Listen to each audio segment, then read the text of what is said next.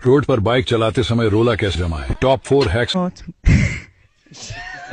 Number 1, सबसे पहले आपको एक ढांसू बाइक चाहिए। इसके लिए आप चलाए टीवीएस विकी और हेलमेट की जगह पहने खाना बनाने वाला भगोना। आपका ये लुक देखकर लोग आपको प्रो राइडर समझेंगे। नंबर 2, आपको पुलिस की गाड़ी के आगे से कट मारते हुए गुजरना है और जोर से चिल्लाना है। अगर माँ का दूध पिया है तो रेस लगा, पुलिस वाले डर कर साइड दे देंगे। नंबर 3, आपको रोड पर किसी नेता या मंत्री की फॉर्च्यूनर ढूंढना है जिसमें 5 से 6 लड़के बैठे हों। रेड लाइट पर आपको उनकी गाड़ी को पीछे से ठोक देना है और जोर से बोलना है, अंधा है क्या बे? फिर अपनी बाइक ठीक करवाने के पैसे मांगो, वो घबरा कर आपको पैसे दे देंगे। नंबर 4, आपको जैसे ही ट्रैफिक पुलिस वाले दिखे आपको तुरंत एक पहिए पर बाइक चलाने लगना है। पुलिस वाले आपको best stuntman of the city का अवार्ड देंगे और आपका रोला जम जाएगा। ऐसे ही शानदार हैक्स के लिए हमें